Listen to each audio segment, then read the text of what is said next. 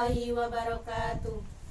Di sini kami dari kelompok 9 akan mempresentasikan materi kami pada mata kuliah Tafsir Tarbawi yang berjudul Strategi Menghadapi Cobaan dalam Al-Quran.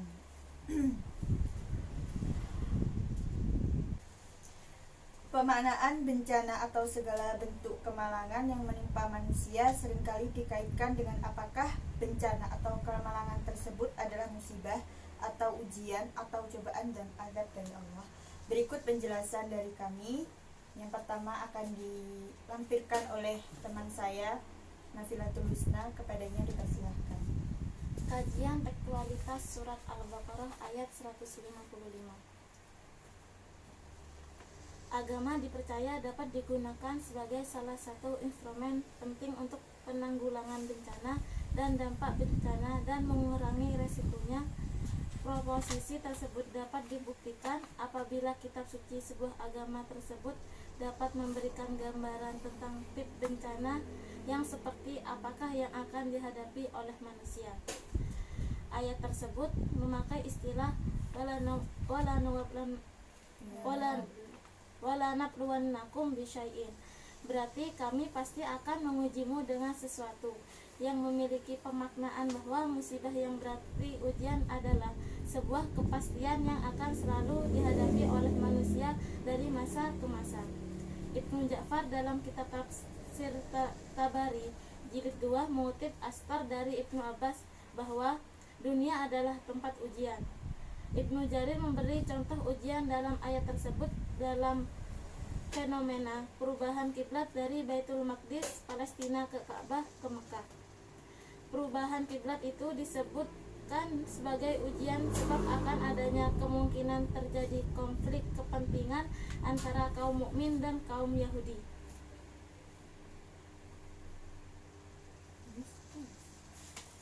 Saya akan melanjutkan penjelasan dari Mbak Sila.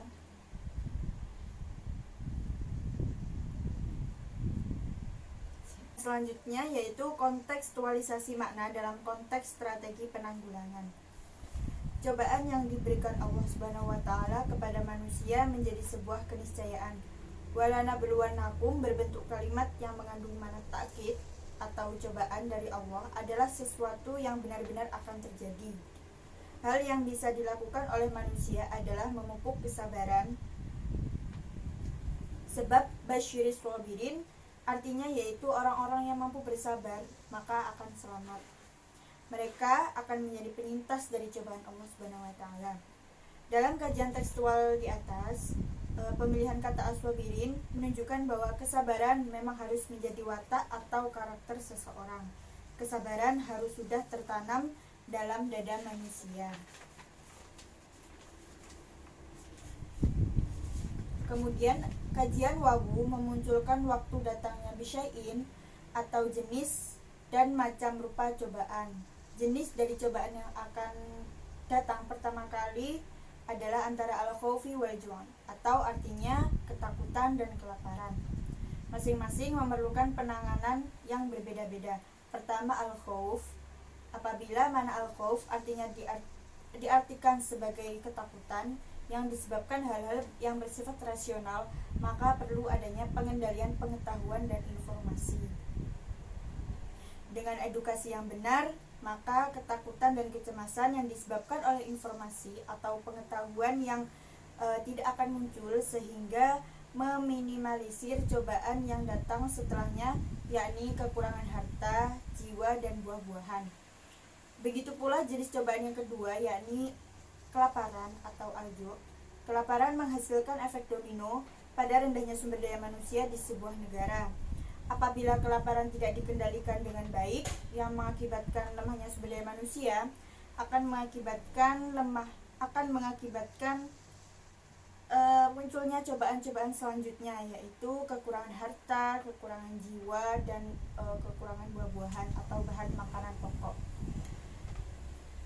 Studi terbaru menunjukkan bahwa kelaparan tidak hanya disebabkan adanya kekeringan atau iklim cuaca, tetapi juga sistem ekonomi politik yang tidak ada keterpihakan untuk menangani sebuah masalah yang bernama kelaparan. Dan saya akan memberikan kesimpulan yang sudah dijelaskan dari teman-teman saya tadi, yaitu cobaan dari Allah Subhanahu wa taala adalah keniscayaan yang harus dihadapi oleh manusia. Sebab telah dikabarkan oleh Al-Qur'an dengan memakai kalimat takkid dalam Quran surat Al-Baqarah ayat 155. Terdapat 5 jenis cobaan yang akan dihadapi oleh manusia, yakni ketakutan, kelaparan, kurangnya harta, kurangnya jiwa, dan kurangnya buah-buahan. Ketakutan atau kecemasan disebabkan adanya informasi dan pengetahuan yang tidak benar. Sedangkan kelaparan bukan hanya disebabkan oleh kekeringan, tetapi juga masalah sosiopolitik. Kajian fungsi wawu dalam ayat tersebut didapatkan bahwa ada perbedaan fungsi wawu. Ketakutan dan kelaparan adalah 2 cobaan yang akan datang mengawali cobaan selanjutnya, yakni kurangnya harta, kurangnya jiwa, dan kurangnya buah-buahan. Dari pemaknaan makna cobaan yang datang pertama dan datang terakhir, muncullah kontekstualisasi dalam bentuk strategi menghadapi 2 cobaan Allah Subhanahu wa taala yang datang pertama. Dengan mengendalikan 2 cobaan pertama, maka dapat meminimalisir datangnya 3 cobaan berikutnya, sehingga manusia mampu menjadi penyintas atau survival dari cobaan Allah Subhanahu wa taala. Hal inilah yang menjadi makna kalimat wabasyiris shabirin. Secara literal diartikan dengan dan sampaikanlah kabar gembira kepada orang-orang yang sabar. Cukup sekian presentasi dari kami, kurang lebihnya mohon maaf. Wassalamualaikum warahmatullahi wabarakatuh.